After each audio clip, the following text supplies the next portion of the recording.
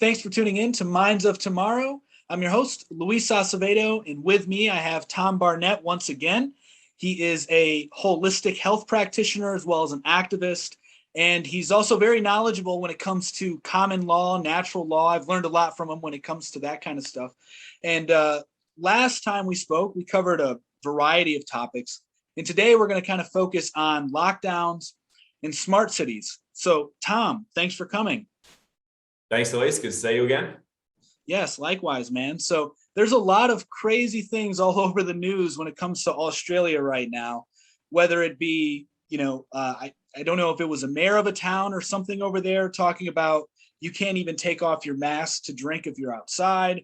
And then I've also heard rumors of the military attempting to enforce lockdowns in certain territories in Australia. Now, you're located in Australia. How true do you think these things are? Because a lot of this stuff can be fake, and I'm getting it off of untrusted sources. Well, from what I've seen, everything you just mentioned is true. We don't really have mayors. I mean, we do have mayors of towns, but they don't do anything. You were talking about Dan Andrews, who's the Premier of Victoria, which is a state, and he's somebody that nobody likes. He's been beaten up and pushed downstairs before, and probably rightly so. That was apparently from something else, but we all know what that was from. But in all seriousness, I actually don't mind people like that because I find that they are playing a vital role. But he did actually say that if you are on a pub crawl, you can't take off your mask to drink. Now, if you think about what he's really saying, because most people take things on face value, right? I mean, people will read the Bible and just go, what a book of nonsense. But it's all parables. You're supposed to take lessons from the teachings. You're not supposed to take it in a literal sense. So realistically, I think that Dan Andrews did people a favor because he's actually really saying, guys, think about this. This is the dumbest thing I could possibly say. I think it's a real favor in a lot of ways, but he did say that nonetheless. And so, but then I'm not here to judge anybody and what they want to do with their life. I think if somebody wants to go and do cocaine, go ahead and do it. If you want to, be sex, drugs, and rock and roll, have that experience by all means. The one thing I will say, though, is that there is a limit to what you'll gain from doing pub crawls in the first place. So when they bring this out, he hasn't said if you go and do meditation and breath work, you can't take a mask off. He's saying if you go on a pub crawl, you can't take a mask off. So if you listen to what people are saying, it's like they're leading us into a certain framework of the mind with which we are either living in vitality or perhaps going in the other direction. As far as the military, yes, there is military presence, none around where I am. That's always a possibility. It's more in the cities. And I think that is just to put on a show. I've heard that there are helicopters flying overhead telling people to stay in their houses, for example. And of all places, I mean, really, Australia, did you really think that would happen here? Well, I didn't. I thought maybe Baghdad or something, they'll have military choppers flying around and pointing guns at people, but not here. But then I've said since the beginning that Australia is like a beta testing ground because we have a small population, large landmass, and relatively laconic population where everything's just too easy and how you going and no worries, mate, and everything that Australians are known for, which means that we're not like other countries that will riot in the streets if the government goes ahead and does something wrong and pull down a statue of them and burn it in the street and dance all over it. That's what other cultures will do. And so governments know to tread relatively lightly with those populations. Whereas here, I feel we're a little bit too lackadaisical. And that works against us in terms of what we're seeing now. Not enough people are doing peaceful non-compliance or non-peaceful non-compliance. And I'm not suggesting to do either, by the way.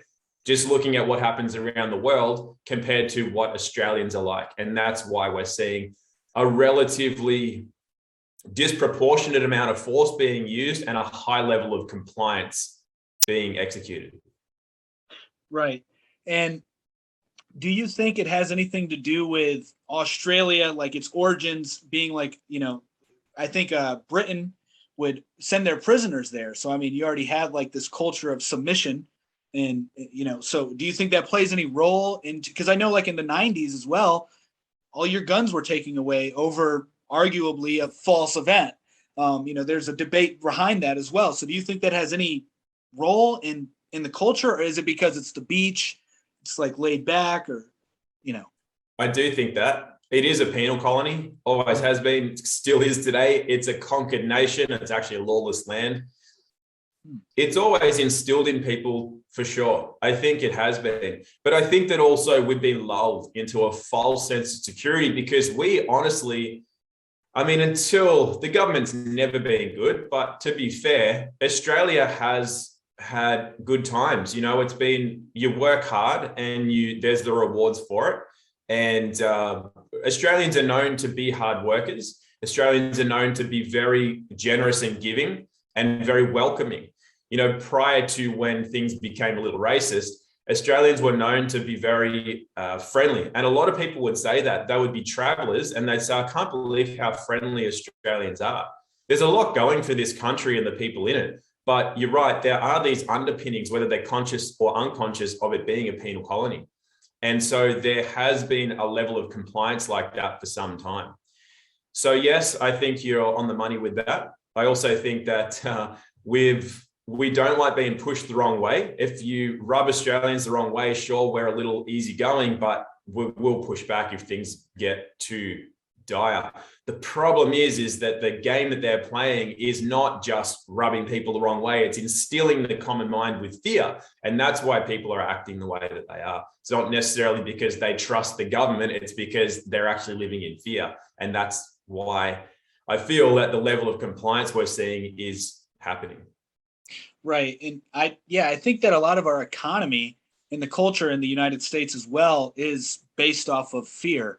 And that's why a lot of these agendas can be successfully pushed through. Is it's under the guise of it's our safety, it's our protection, and why they're doing it. Like the Patriot Act is one thing that comes to my mind, where the government of the United States decided that they can have access to all citizens' phone calls, so that way they make sure no more terrorists can steal an airplane. And anyway, so now with that, there's been this buildup, at least in America, of a narrative around domestic terrorism, with people who are against the CV mandates, people who are questioning the election. And I think even like a couple of years ago, the FBI put out a statement saying that conspiracy theorists should also be looked at as a threat and potential domestic terrorists. Now, is there anything like that going on in Australia? Is that narrative being laid down as well? It is, yes. And I'm on that list as well. People who are supposedly right-wing extremists / terrorists. And yeah, it's the same in your country as it is here. It's the government putting out propaganda. And the thing is, though, it's not really landing. That's the funny part. It's not really landing at all. Sure, they're trying to use it, but I mean, conspiracy theorist itself is a term coined by the CIA. So it's something that is not, I mean, I'm sure you've been through that a lot. I've been through that a lot in interviews as well, but it's just, that's their word. They try to paint a picture and hopefully people fall in line, but it's still the element of consent has to be there for that to be in effect. But you're right, there's been many false flags to try to paint that narrative. The Port Arthur event is one of those. That's what you mentioned, where supposedly a guy who's a stoner with long blonde hair can pick off, 15 people in a cafe, which a trained sniper can't do on his own. So, and then nearest cop's 500 kilometers away on that day, just because, right. And then afterwards, hey, hand your guns back, everybody. And so, same thing with 9/11, same thing with a lot of these events that we see, whether they're real or not, there's a lot of questionable factors to them. And then you just look at the result of that is always a removal of rights and freedoms from the general population. So guns were handed back here. Freedoms and rights have been handed back in many countries around the world with regards to events that we see that are deemed to be terrorist or terrorism in nature. And so, yeah, they're now amping that up to not just mean flying planes into buildings or shooting people with guns, It's what are you saying and what are you posting on social media and what are your thought forms? That's what they're going after now. So yeah, it's a bit of a dicey, I think it's risky for them because they're going after something that they can never have. A gun, for example, is a physical object. And hey, if they're tougher than the guy that's got the gun, they can take it off him. But as far as natural law is concerned, the essence of who we are can never be taken away. So they can do things in certain realms, but there's elements of us that are ours that they can never, ever touch. And that's the essence of who we are, our being, our values, our thoughts. Now, they can penetrate thoughts, and they do that. They've done that for a long time through the medium of story, mostly through film, television, media, storybooks, the mythology that they put into the population where they take away the real meaning of things and they put in the indoctrination and the propaganda for us as kids to then form into there. And that's where informing comes from. It's, I'm going to inform you, but that's forming in your mind a view of reality that is not necessarily yours. So they do penetrate thoughts, but the thing is that they can't actually have them. Those are ours. And that's where that element of consent comes in, because that has to be by our consent. We have to consent to them penetrating our thoughts or to implant thoughts or thought forms, but we have full control over that. So that's where it's a little dicey, because they have the right to do that, to put up false information, to offer for us, not make us, but to offer for us to think a certain way and therefore resonate at a certain frequency, which of course would benefit them rather than us. But it is only an offer and they can't take it. So then we have full power and full control over how we think and how we feel, and therefore how we oscillate or resonate, and therefore what we create as a result. And that's always been ours, and that has never been able to be taken from us. It can only be elicited. They put out a stimulus, hoping that the response that we give is the one that they want, but it's still a choice. Our response is still a choice. And oftentimes, rather than react to their stimulus, it's far better for us to just act. And that's creation. I don't really care what they're doing. How is it that we're acting and creating as opposed to reacting to the stimulus that they are putting in front of us? Right. And this is actually an ancient tactic. Like, I think it comes all the way back to like Plato's Noble Lie, where he talked about how you can construct like a social order through this mythology of having people. I think the way he worded it was like, you would have the kings and the emperors being like the gold medal, warriors, knights, etc., being silver, and then the commoners being bronze. And then you were born into this, and then it creates this social order, this mythology. So this is an ancient technique that's been used for a long time. And I think that you're absolutely right that it's not really working when it comes to the domestic terrorist narrative. But what I also see failing now, it seems to me, is the CV narrative too. I am seeing more people than I was last year who are actively standing up against this, who are making a stand to not wear the mask or to refuse to shut down their businesses if it were to come. Now, it's different once you actually feel the pressure. Right now, it's an easy time to recognize it and say that you're going to do something about it. But I do get the feeling that people are going to be more resistant this time around.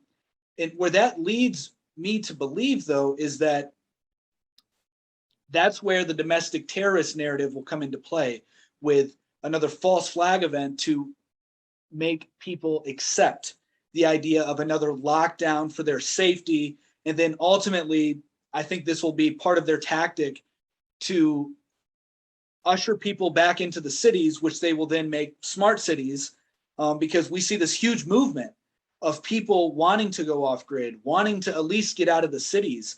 My wife and I, for a while now, we've been talking about starting our own homestead once the time's right, because we don't want to take on any debt either. And so that's a huge thing too. A lot of people are in crippling debt. But anyway, do you have any reflections on that? Sure. Did you see the bushfires that we had in Australia a year or 2 years ago? Yes. I think that made international news. It was all over. Mm-hmm.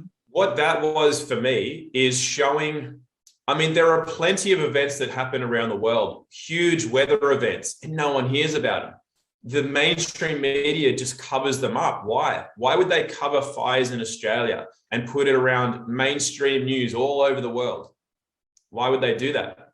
So what I believe happened is they burnt down an entire corridor down the east coast of Australia. And they did that to take away the rural land and move people to the cities so that, as you just pointed out, they can create the smart cities. Not only that, but they can deem living in the bush, so to speak, to be dangerous because it's a fire hazard.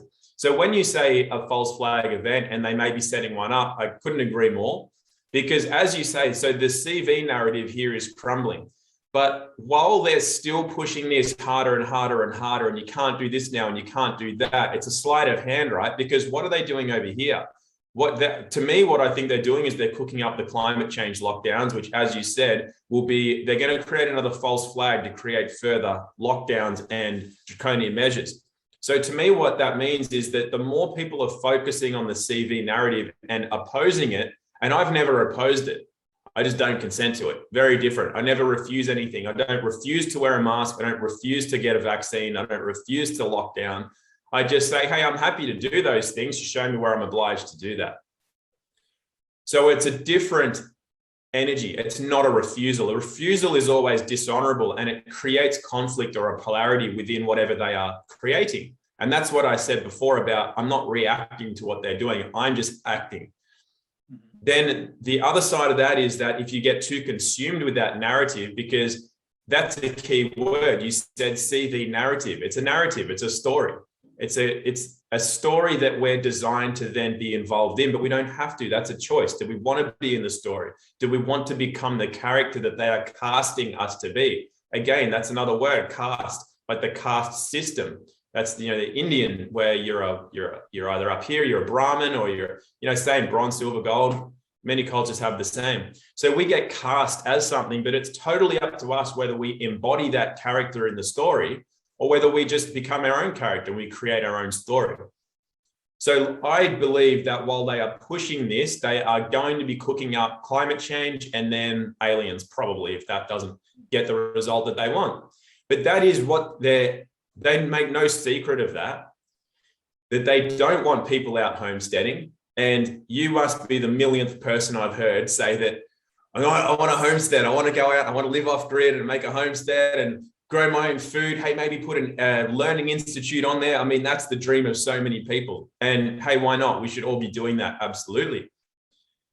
But what they'll do is they will do things like purposely burn down like unfathomable amounts of land to create that narrative so that then it forces people, but then does it? Because to me, what it does is it makes an offer of, hey, look, that's dangerous out there. Nature will kill you. You sure you don't want to be in the city? It's much safer there. Hey, look, you can just go down the road and get food. You don't have to grow it. And, then leading people into the city of Babylon. So realistically, yes, I feel that they are creating that as an offer for people to be herded into cities. And those that want to escape, they're going to try to make it, seem as though maybe you shouldn't, but it's always only an offer. We can't always create that. And California looked the same to me, all these really strange, never seen before in nature styles of fires where certain things burn and other things just happen to not burn. And this particular pattern, hey, it's a very selective forest fire here.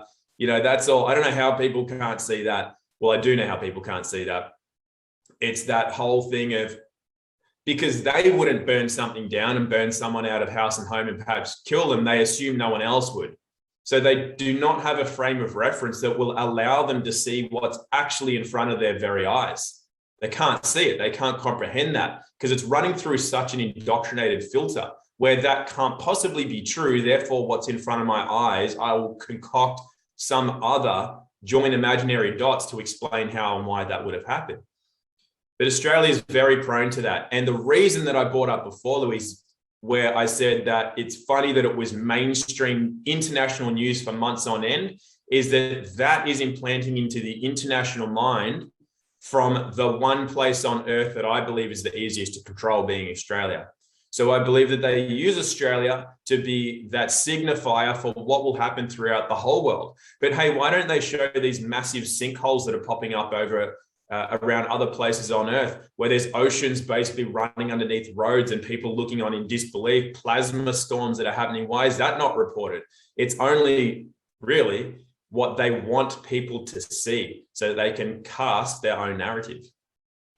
Right. And, you've been touching on something that's so crucial that you've actually taught me, and that is consent. It's so important. I remember going through last year in Ohio, it got pretty serious, where my wife and I, we went to a Walmart and we told them, we have medical exemption, not wearing the mask. And they proceeded to call the cops on us and cancel our transaction at the self-checkout. We walked all throughout the store, bought what we wanted to buy. Got what we wanted to buy, put it on the self-checkout, had my debit card in.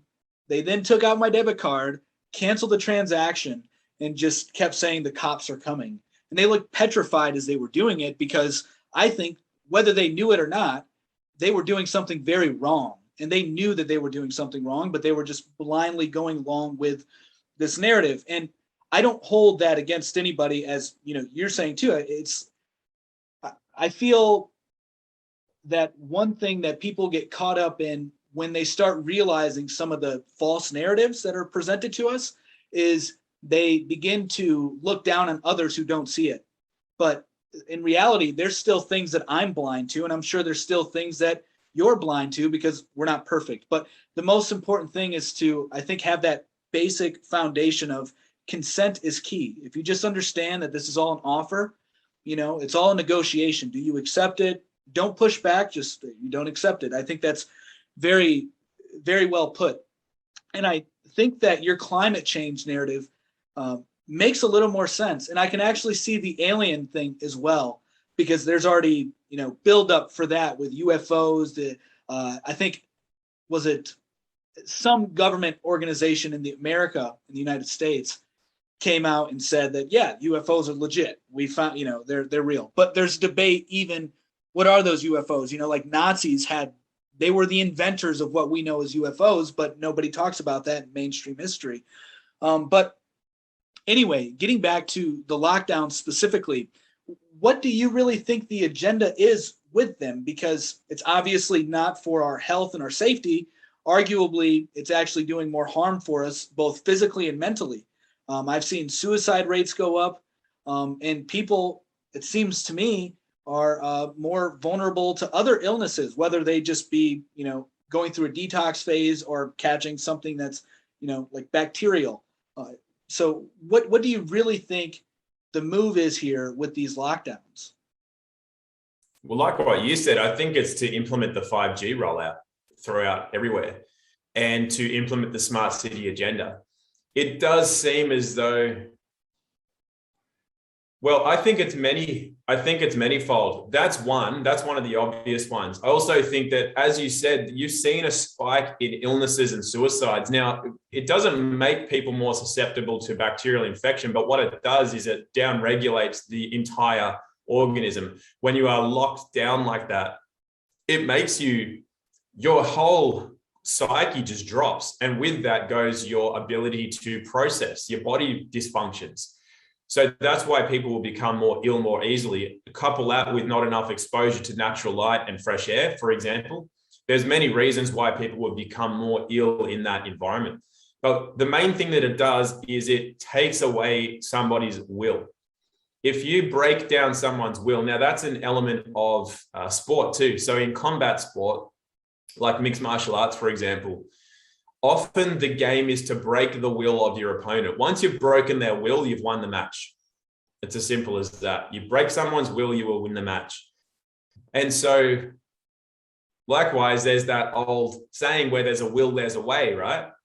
Where there's a will, there's a way. So if you break the will, then there's now no way for the individual or the population or the family or whatever it is.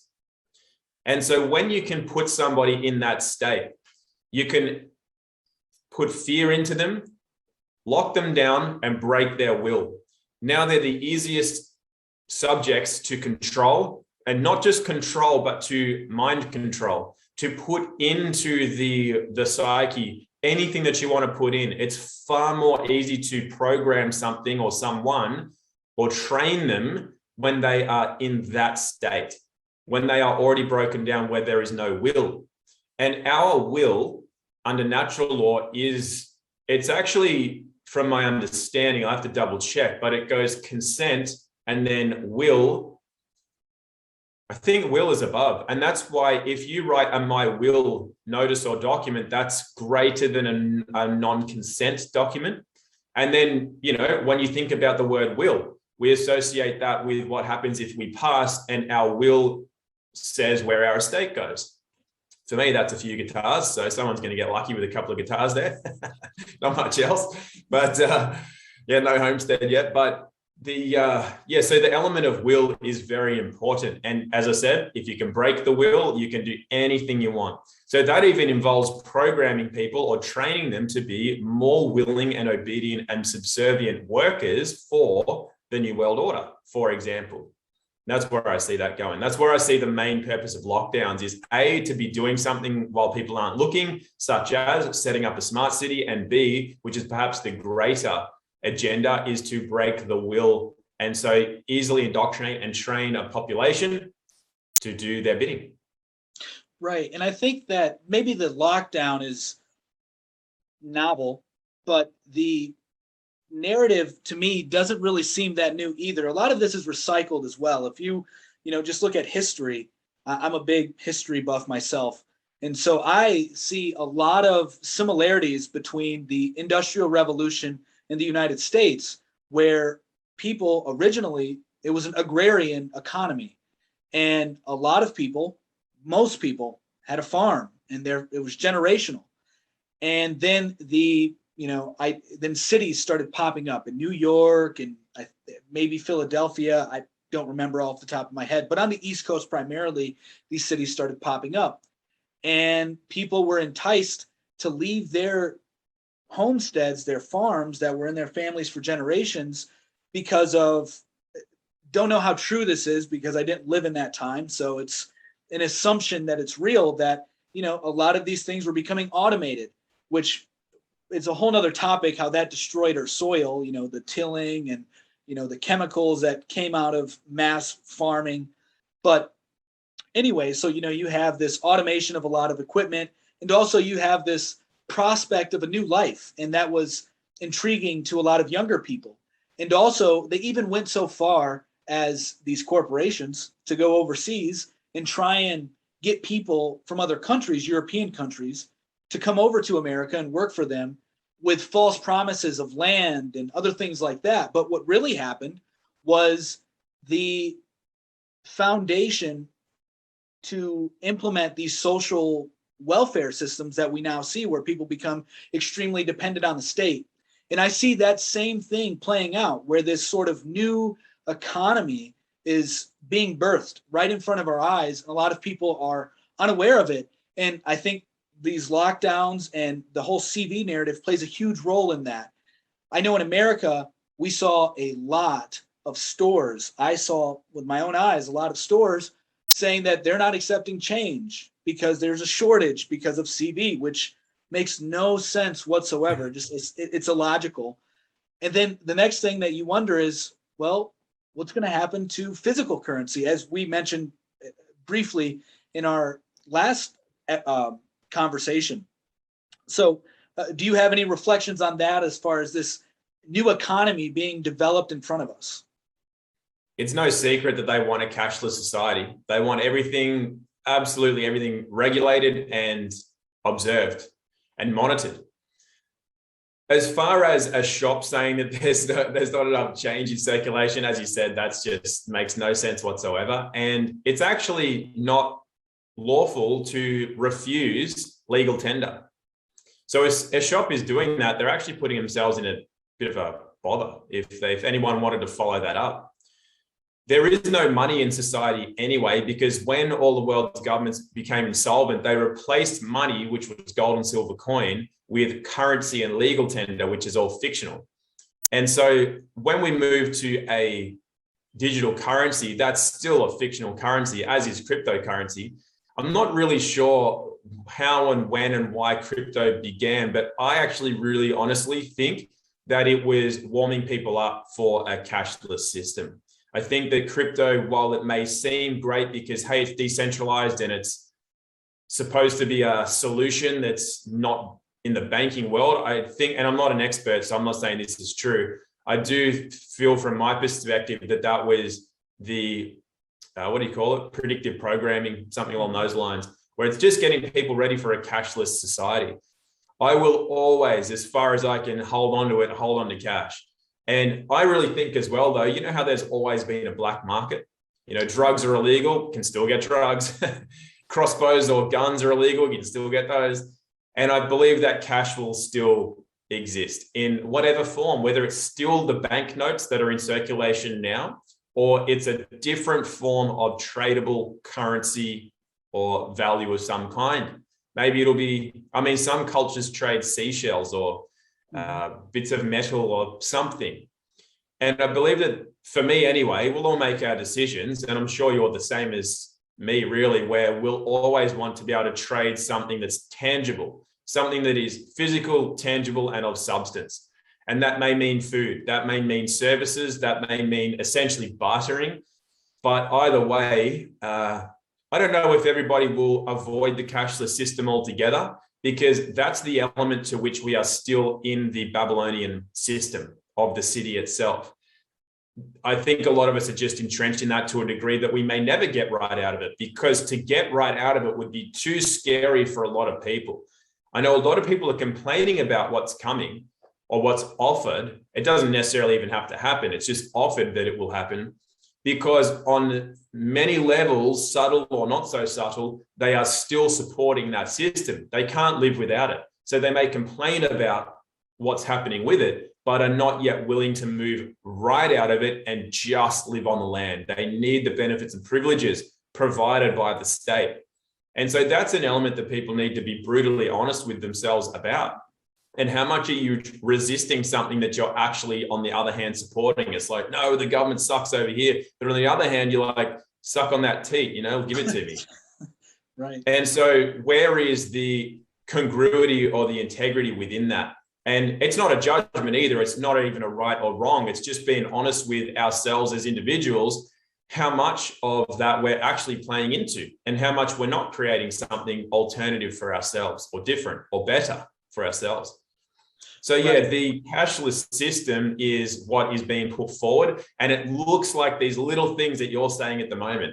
Or this shop over here is not accepting coins. This shop over here. And it's just leading us to that way. Oh, it's so much easier to go on eBay and buy it, or, you know, online shopping. That's another way that we're being led that way. There's no cash there. That's all online.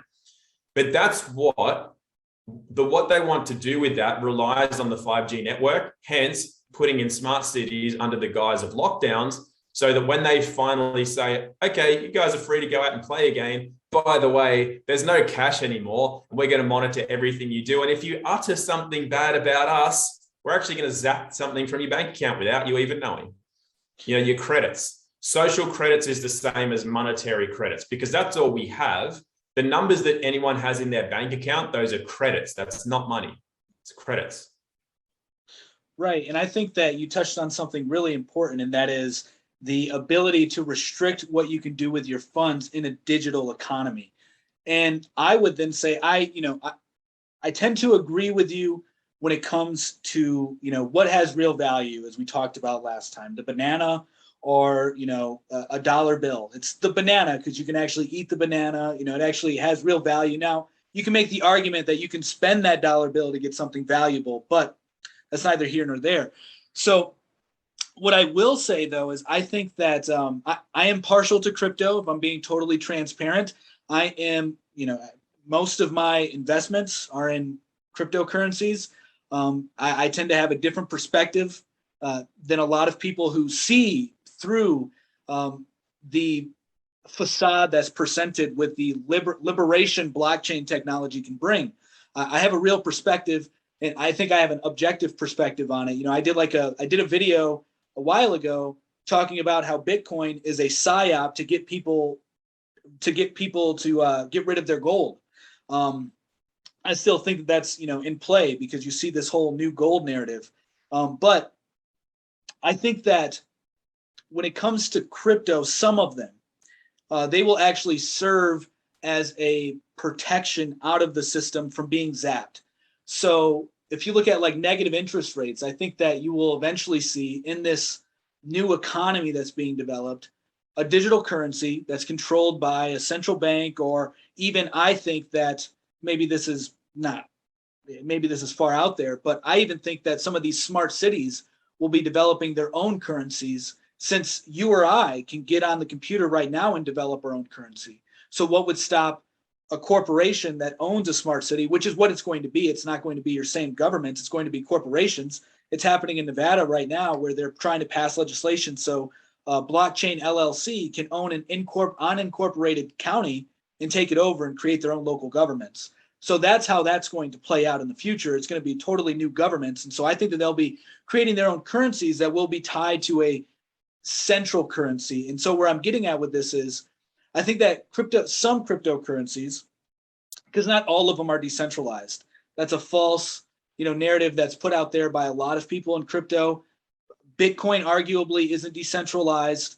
I'm going on a little tangent here, but it's like no, it's good. I want to know this myself. Yeah, this is actually something I do a lot of research on. So Bitcoin isn't really decentralized simply because only 2,000 wallets own about 50% of all the Bitcoin. Therefore, it's not decentral. But this is also a natural part of life too, the Pareto distribution, the 80-20 rule. So with any decentralized thing, it's eventually going to become centralized.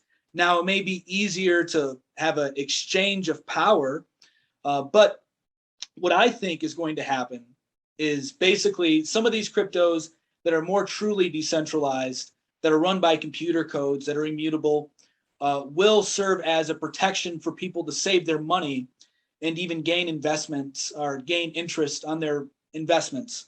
So that way they're not just continuously delving out their cash. So that way they're not getting hit with that negative interest rate or being dinged because they did something that was socially unacceptable.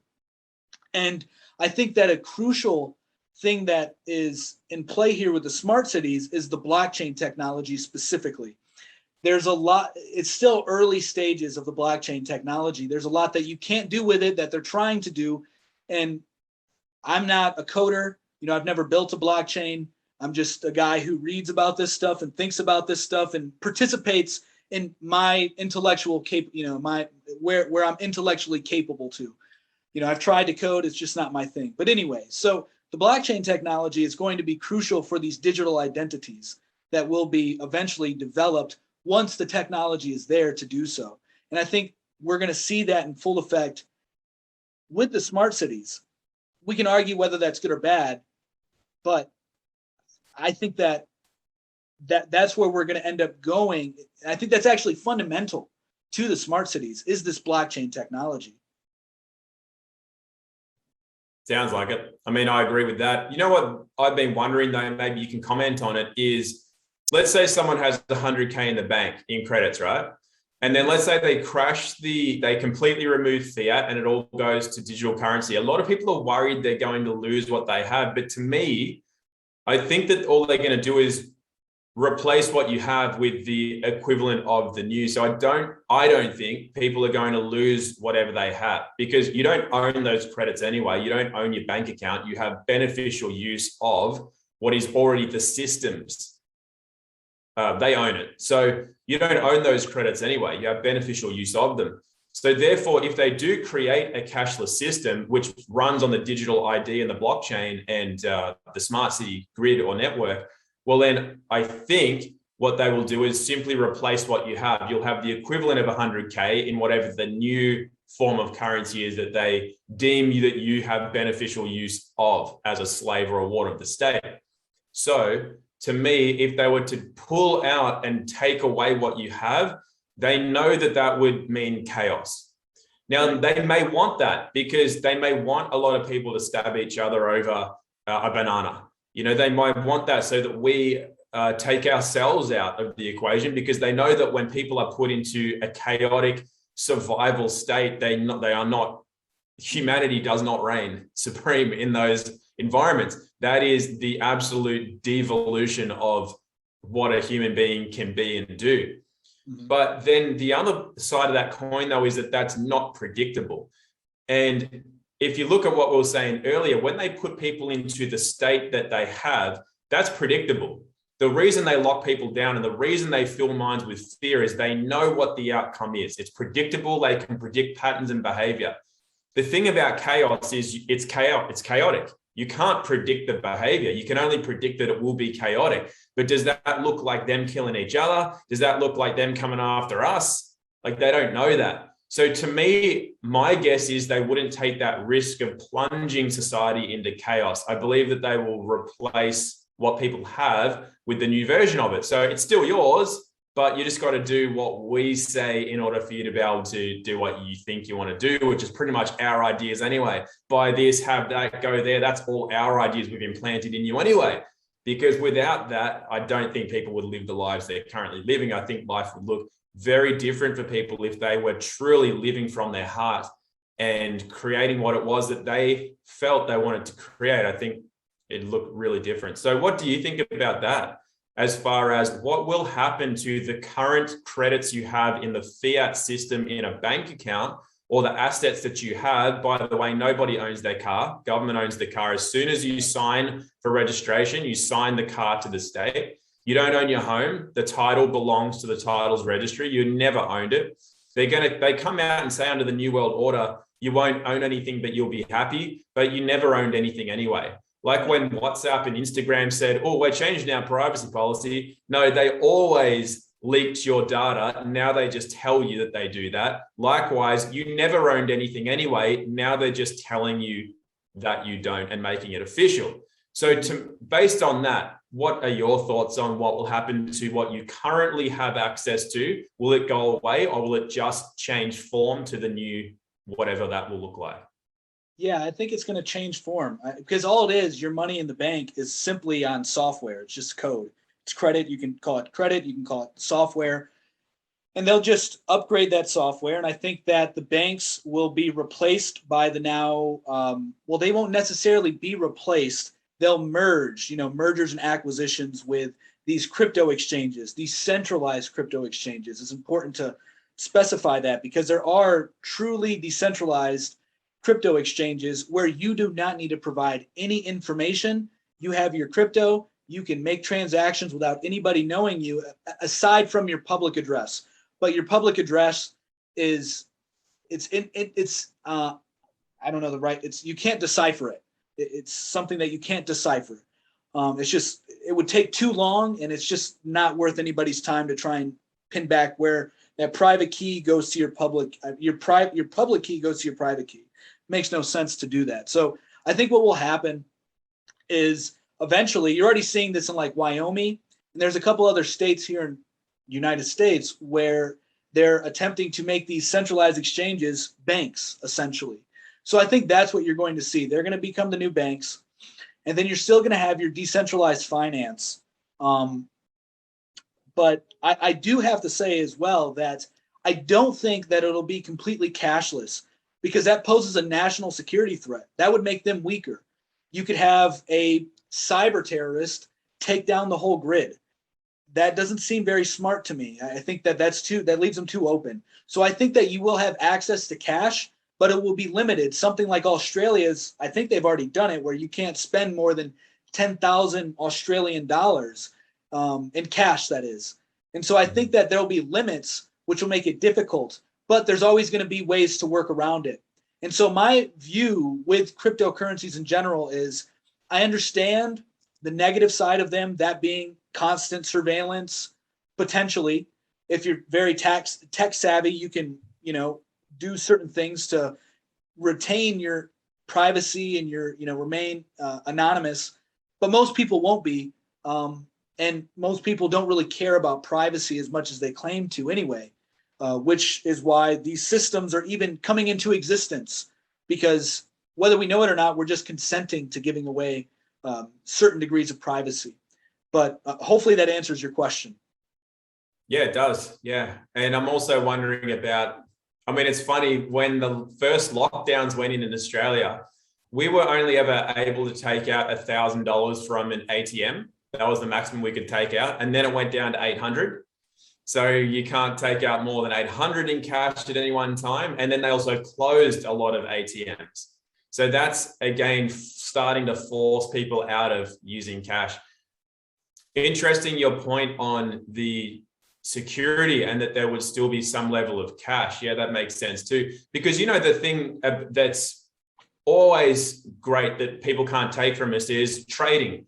You know, like Gumtree, which you don't have. You have Craigslist, for example, or Facebook Marketplace, where you can just, you know, I've got, you know, oh, this phone is, or I want to sell like a spare keyboard or something. And you can negotiate with people. It's all cash. You're just trading. And that's great. I love that. And I would be very surprised if that ever went away. Like I said, I think there'll always be ways that occurs.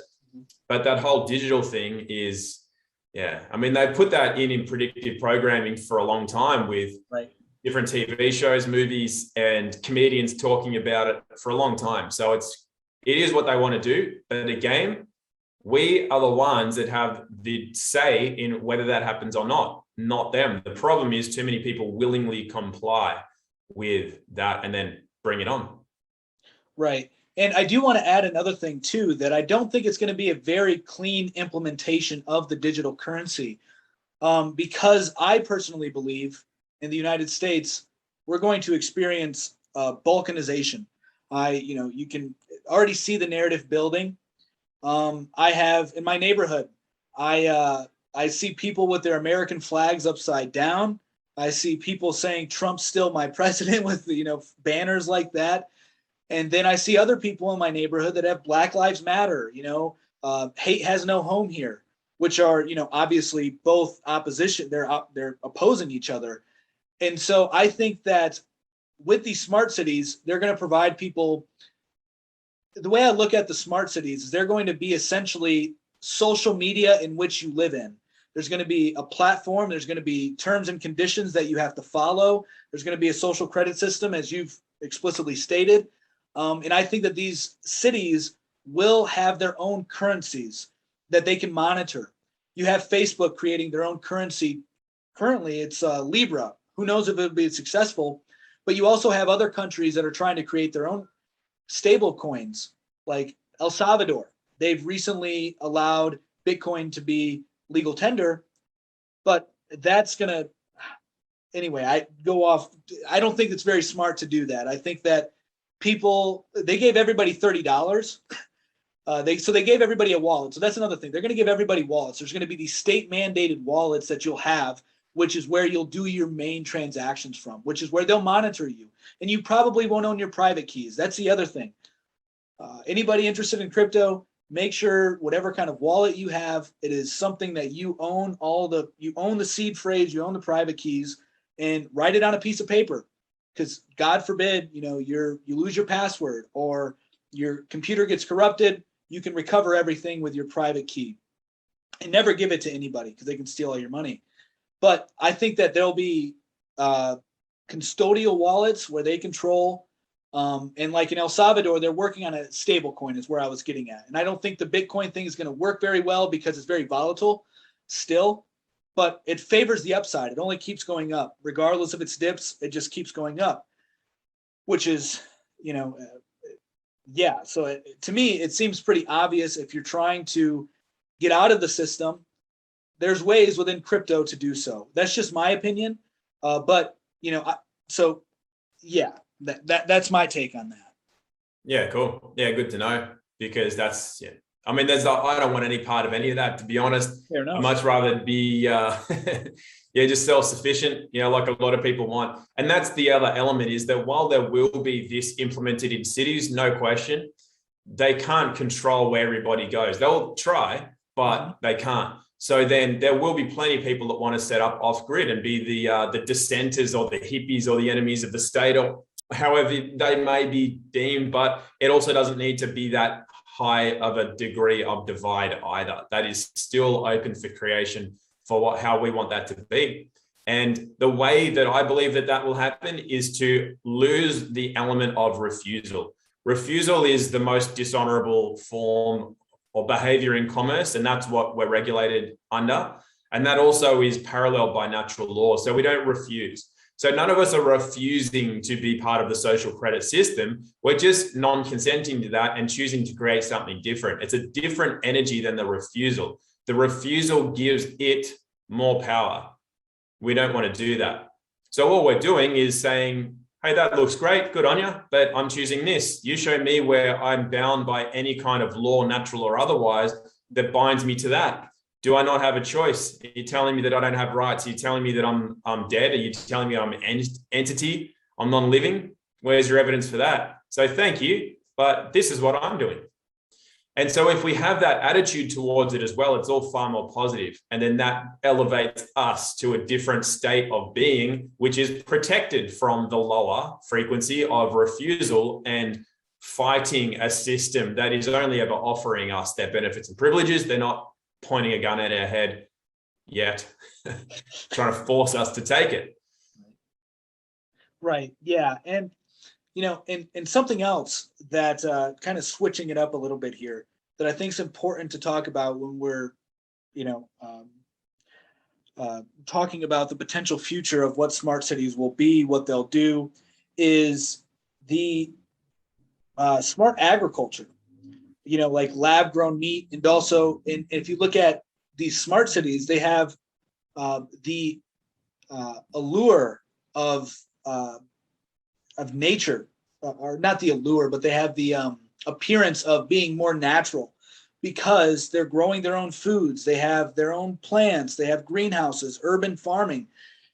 And I think that this is, in my opinion, I think this is where I tie the vegan movement into this, where it's, whether, I have no issue with people choosing their diets. You have the free will to do so. However, I think it is important to know that the vegan diet literally is the least nutritious diet one can have. It's missing like 15 nutrients or something like that. It's like, it's insane. And if you see anybody who's been a vegan long-term, they don't look very healthy. And so I think that this is another part of the movement is not only are they doing the lockdowns and the fear, but you see this push to eat clean. And by eating clean, they're talking about eating plants. But plants are very hard for humans to digest.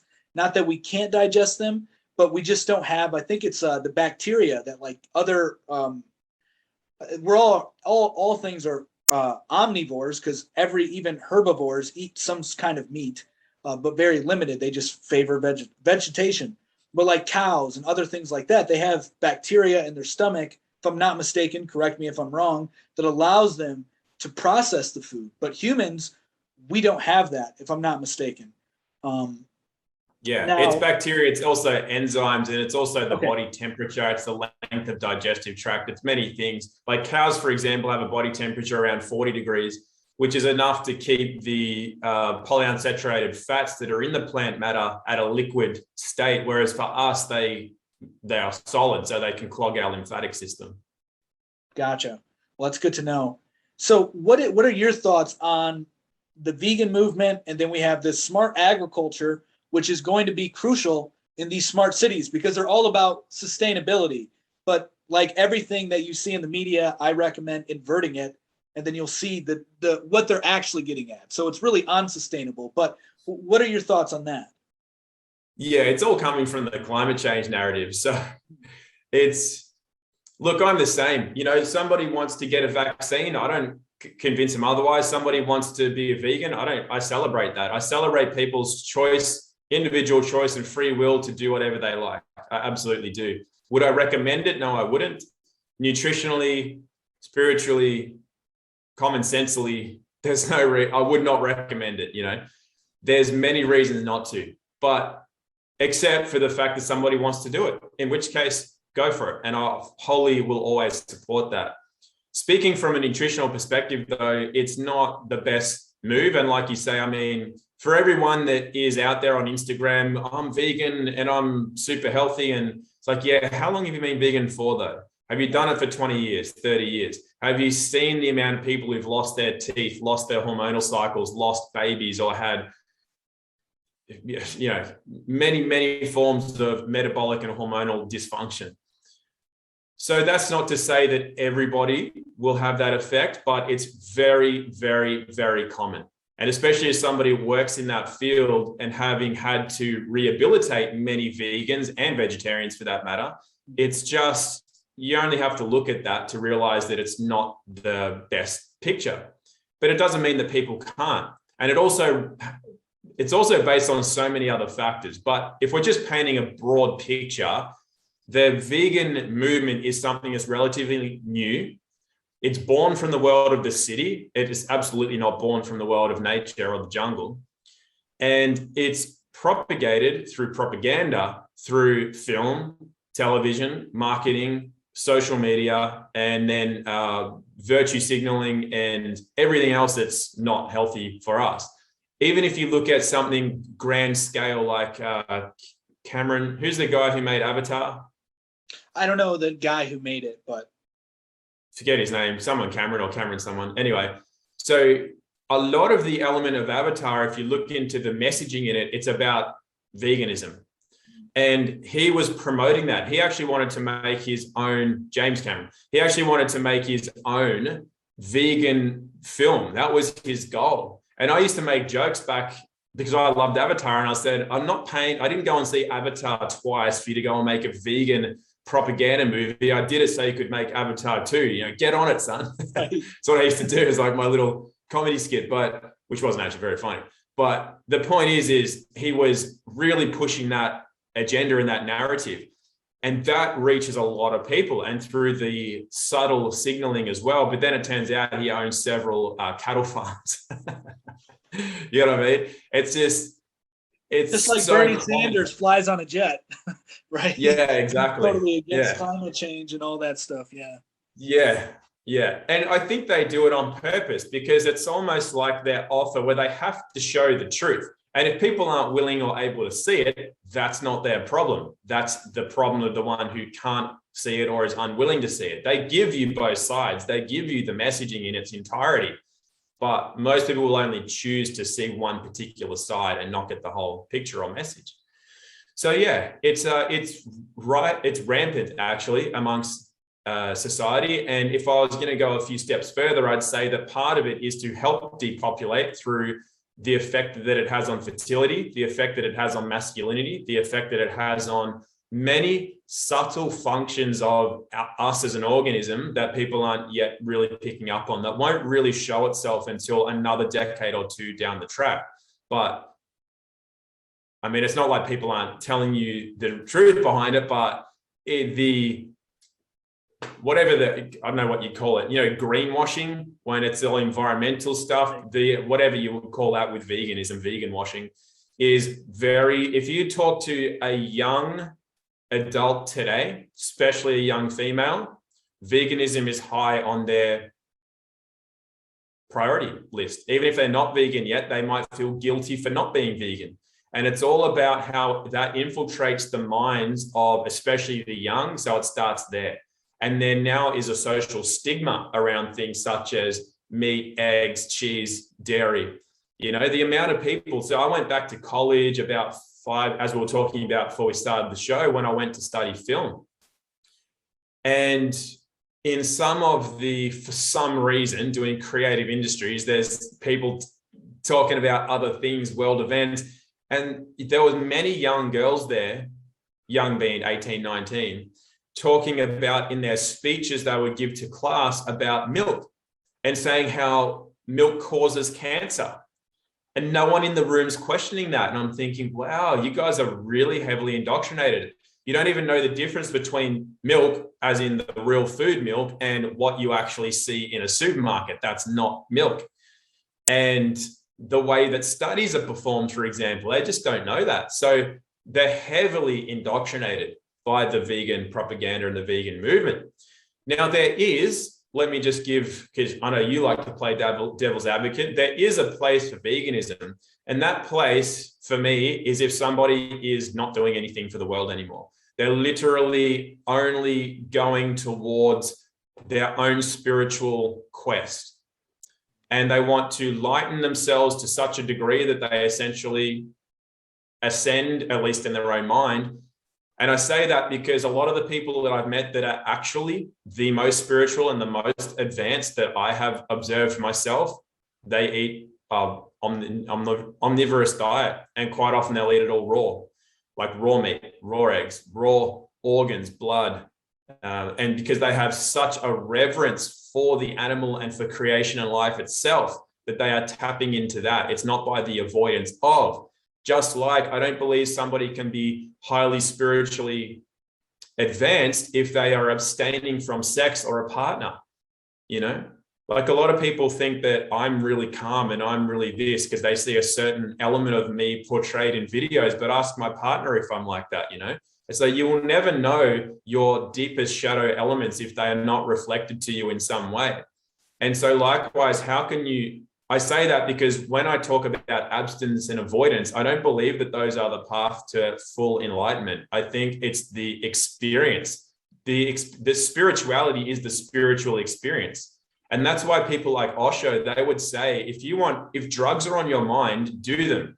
Have that experience and have it fully, because through that experience, you'll come out of that to be broadened and more enlightened through the experience, not from abstaining from the experience, where you will have avoided life. You will have avoided the spiritual experience. And veganism to me is that element of avoidance, or from cutting something out, or from abstaining from something that you judge to be wrong. And what element of us judges? Higher self or lower self? You know, it's really simple when you break it down in terms like that. Who judges what? Who made us, and who made us to do what? Who are we to start saying, no, I'm smarter than what made me, and what designed my digestive tract, what designed the enzymes, the bacteria? Why would I judge that and think that I'm better than that? So I don't do that. I listen to my body, I observe nature, and hey, at some point I may be vegan, or I may be vegan for a short period of time. I mean, for the last however many months, I've technically been a vegetarian, but I'd never label myself as a vegetarian. It's just that I've mostly been eating eggs and dairy in their various forms, and a bit of vegetable, bit of fruit, occasionally fish, but no meat. And that's not a conscious decision. That's just what my body has been asked. It's just, that's what's available, and that's what my body's been asking for. It's not that I'm a vegetarian because I'll label myself, therefore judge. You know what I mean? Mm-hmm. All of that aspect of everything is deeply rooted in the ego mind. Judgment, labeling, better than, worse than, good, bad, you know? So I just think that it's really leading people out of nature, and out of nature being their nature. I feel that it's a separation, and that in itself is a psyop, which is designed to get people out of the jungle, out of nature, and into the cities. Same thing, you know, burn down the forest, get them into the cities. I just think that's what's happening. Whether I'm right or wrong, I don't know, but that's my feeling.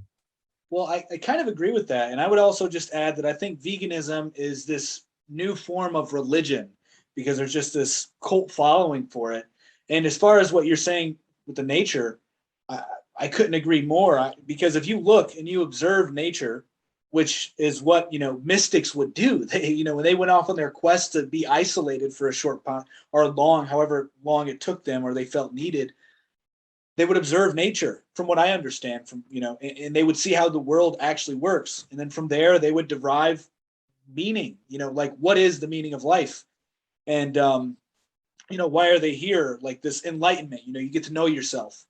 And when you look at nature, you see, you know, animals are brutal. They don't really care. You know, they'll kill another. Earlier today, we have these little feeders on our porch, because my mother-in-law, we're renting this house from my in-laws.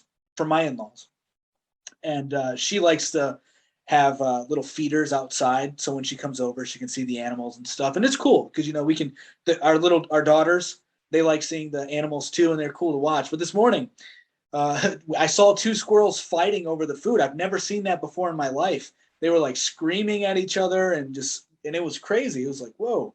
But, you know, you look at nature and it's brutal, you know, like you see, like, I think there was this Komodo dragon that I watched on YouTube rip apart a deer, you know, like, I'm not going to go into all the details, but you look at nature and and it's about killing and eating. That's like the main thing. And humans are at the top of the food chain. And for whatever reason, we have this disassociation with hierarchies, which just puts things in chaos. And then we're trying to, without even knowing it, the vegan movement, I think, is sort of creating this I'm better than the other animals, even though they're trying to say they're, equal with the animals and they're going to protect them. But it's just like this arrogant, egotistic vibe that I get from them anyway. Yeah. Go ahead. I think there's a lot of different aspects to that, which is really interesting, is that nature is really brutal. But then there's also, it's the fact that there's a time and a place for everything, I think is important to see as well, because there are also times when a lion will drink at the same waterhole as an elk or a deer. You think, oh no, there's a lion and a deer in the same room. The lion's going to maul the deer, but it's only at certain times when it's devoured to survive, for example. And other times you can leave it be. And nature does operate that way as well. And then you'll also see all the surrogate parent, phenomena as well, where a wolf will take a baby sheep under its wing. It doesn't have wings, but you know what I mean. I get what you're saying. The metaphorical wing. Yeah, the metaphorical wing. And that happens too. So it's important to see that nature, it's not all one thing. And that's the element of life. There is light and dark in all things. And that comes from the book of Isaiah itself, which is, I created good and evil. I create light and dark. I, the Lord, do these things. And so therefore, again, that's a parable. So what that means is that a lion, which can absolutely maul you, can also take you under its metaphorical wing and care for you if you need caring for. It doesn't mean it will always kill you because you're in front of it. And that's an important element of nature as well. But what's important is to just completely disregard all elements of it or certain elements of it, because again, that's then judging. That's saying, I don't want that to be true, therefore I'll turn my back on that and only look over here. But then that's like Plato's cave. I'm not looking at what's creating the shadows. I'm only looking at the shadows. So then again, that's not wrong. That's just what some people need, or it's their part of life that they're currently embodying, but it's not embodying all of life. And to me, we can only be fully self-realized when we embody all aspects of life. We don't just chase summer endless summer, never going to experience winter. Or I'm going to pretend it never gets dark at night. It's always daytime in my life. Rainbows and sunshine, never rains. Well, hey, if you go to Alaska or Svalbard, 6 months out of the year, you're going to have sunlight, man. Yeah. Yeah, and then the other 6 months, it's just dark. You don't see the sun. So. Right. So I just think, you know what I mean? That's just representative of observing nature. It's light, it's dark, it's summer, it's winter, it's raining, you have to be able to encompass and embrace all things before you can really become fully human.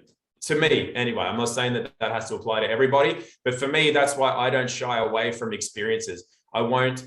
If there's an experience to be had, even if my lower self, my ego says that'll be uncomfortable or inconvenient, or I'll lose something from it. If my higher self deems that to be a worthy experience, then I'll put my lower self to its side, say, "Oh, shut up for a second, and let's have this experience and grow through it." And, but that's just me. That's not what everybody necessarily should do. Right. Yeah. And I found that that's been true for me as well. I don't know that I would use lower and higher self. But I get where you're coming from with that completely. I've heard that a lot, and it makes sense. I find that I am able to see things more clearly, if you will, once I'm just honest with what's being presented to me and try to let down my biases, try to get out of the cognitive dissonance, and just look at things for what they are without making a judgment. And that's extremely hard to do because, we're social beings. And there's an element in which we have to judge in order to survive, in order to succeed in certain realms of life, make the right judgment call. But then that's a little nuance, right? Because it's not the same as saying their way of life is, completely horrible. Like we're getting at, like, hey, go and do, if you want to, get the jab, go for it. I just wish that there was less censorship and people could get honest information about it. And if you still want to go with it after the honest information, that's your choice. I have no issue with that. So, but there is an element in which I think judging is necessary in certain circumstances, not necessarily when it comes to like belief systems and things like that, which is kind of what we're talking about. Now, I do want to totally off topic, but I heard you bring up OSHA, and I haven't really heard anybody talk about OSHA before. Yeah, he's very popular. He was anyway. So what are your thoughts on him? There's a lot of controversy whether or not he was this, playboy and was just stealing people's money. Unarguably, he was a playboy, but people think he was a scammer. But from what I see, I think that he's a genuine mystic. I would say that he was probably somebody who had attained enlightenment and knew themselves. What is your take on OSHA, if you will? After we just said not judging people. Yeah, well, I don't know. I mean, so I know people that were the sannyasins that lived in his ashram in Oregon when he built that big city in the States. I think 6,000 of the people that were there ended up in the Northern Rivers region of New South Wales, where I lived. They all came here for some reason. There's many cool stories that I've heard about those times. And from the people that I know that did spend time with him, they said, look, he was just a man like anyone else. There's only a certain degree of groundedness, I think, that you can ever embody when you have servants and you have people literally wanting to kiss your feet and live that lifestyle. And how many Rolls Royces did he have? Like 90 or something, right. A cavalcade of Rolls Royces. But the element to that is that I think that he embodied having it, but he could also have not had it. And that's the difference between like a celebrity that'll have 15 Rolls Royces. Their status and their being relies on that. If they didn't have it, they would not be who they are. But I think that Osho would have been the same whether he had them or not. And his whole thing was, hey, if you can have that, why not have it? And if you can experience that, why not experience it? I think that was his lesson. As far as whether he was a scammer or not, I have no idea. But at the same time, there's still that element of consent. You could say that anyone's a scammer. You could say that the hugging saint Amma is a scammer. You could say that Anthony Robbins is a scammer. You could say that anyone with a following and who extracts money from people is a scammer. But they're only offering it, because people like me, if they want me to pay them for a course or a hug or a spiritual teaching, I'll just say, no, thanks. I'll go watch a tree or I'll watch a bird. They don't force me to do it. So it is an offer. And maybe the vulnerability in people that gravitate towards those sorts of people, that's their experience. And in that is great value if they are able to find the value in it. So I could argue that it's not scamming because they're not forcing anybody and the element of consent is always there. And as I said, through that experience of seeing somebody as a deity or higher than them, maybe through that experience, they will learn that they are not. But they had to go through that experience of paying somebody to learn it. So maybe that's highly valuable. I don't know. I'm not sure that he was a scammer as such. I know that there are the stories about that. But then also, aren't there stories, negative stories about anyone that ever did anything good? Jesus being nailed to a cross and persecuted and, So if anybody is dealing truth, well, there's always going to be people out there to make him seem like the devil, so to speak. So, yeah, I'm not sure. I've heard many good things. I've read some of his work and his poems and his passages, and I find them to be very profound. So there's got to be some element of maybe genuine mysticism there. But yeah, at the end of the day, I guess it's all in the eye of the beholder, right? Or the receiver as to, is that profound or is that junk? That's the offer. And that's up to only the individual to decide. For me, I think he had some value, but I haven't looked into enough of his work to really know. I was really put onto his work by Paul Chek because I respected Paul, because I learned a lot about holistic health through Paul. And Paul spoke a lot about Osho through Osho's teachings. And I know that Paul is one of those people who's very, he's very progressed as a being as far as being advanced as a being. So then if he sees Osho a certain way, then that's why I was drawn to at least learn a bit about his work. Right. Yeah, that's a fair take. I would say that for me, as I started getting into his work, I had the epiphany because I was caught in the Christian dogmatic mindset for a while. Once I became aware of the world isn't what they portray it to be. Once the veil was lifted, so to speak. But there's many other veils. There isn't just one veil. From my experience, it's like you lift one veil and then it's just endless. But that's life. It's mystery. But anyway, with Osho, I had the epiphany when I was listening to him that people may really dislike what I'm about to say, but he seems to be somebody that would be no different than like a Jesus prophet or in that sense, or a Muhammad, because who's to say those people are, they can't come back, right? Like there can't be other people like them. And that's not to say that he was like Jesus or anything, but I think you get what I'm trying to convey with that. And so, I think that was and a lot of his teachings, like you said, very profound and have helped me as much as any spiritual teaching can, because from what I find in spirituality, where you actually learn about spirituality is not from reading, not from watching videos, but just, doing inner work, so to speak. Because a lot of the other stuff can be, it can obfuscate what is real. It can get you caught up in their way of thinking as opposed to who you are. So that's something that I found throughout my journey. By no means am I even, I wouldn't consider myself a very progressed being in that sense. But anyway, to land the plane here, this is sort of a big question, but you mentioned it a lot, and that was climate change. So what do you think the ultimate agenda is with climate change? I think it's also to separate us from our nature. It's to make people feel guilty for being a human being. It's to make people feel that they are doing something wrong and that we have no ability to regulate that ourselves. And therefore we need a ruling master to set things right, that being the UN and the globalist regime. I think that, global warming, that didn't take off well enough. That was a narrative for decades, global warming. Since I was a kid, I was told about global warming, the hole in the ozone layer, the greenhouse effect. And then for some reason, it just didn't catch well enough that they had to create climate change. And again, that's something that, like the vegan movement, afflicts a lot of young people. The rise of groups like Extinction Rebellion, where adolescents and young men and women just go and lay on the street and demand the government or the UN do something. And I'm just thinking, it's not a good path, that one.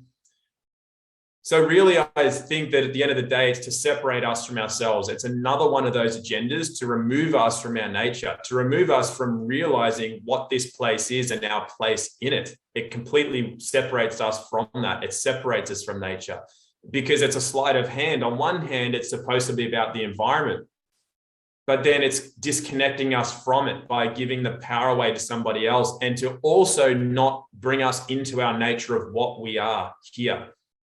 It's something else to cause that divide. So yes, it's something that will the climate change? Yeah, it always does. That's the point. It's something that is a natural progression that is not man-made or caused.